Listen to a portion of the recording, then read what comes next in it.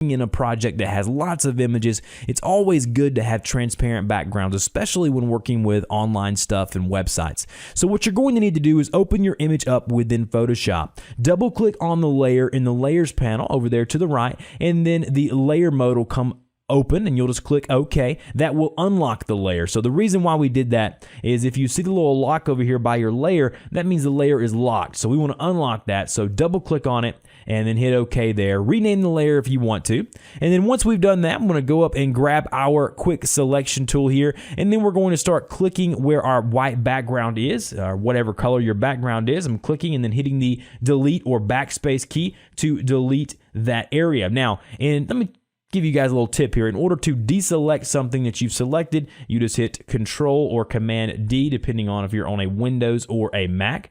Now, once we've done that, you'll see here, you see the checkered lines in the background there. That means that the background is indeed transparent. So if you see that, you are good to go. Again, depending on the color or the details in your image, you may have to go and refine the edge a little bit. But once we've done that, there are a couple other steps we want to take.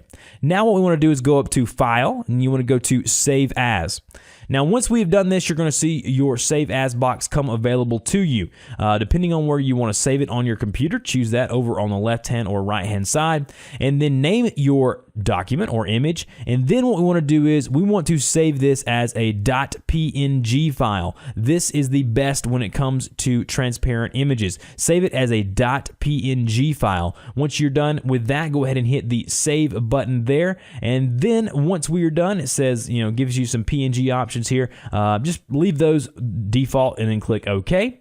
And then once we have done that, our image will now be saved. So once we have done that, I'm going to show you a little trick here just to prove to you that the image is indeed transparent. So I'll be right back.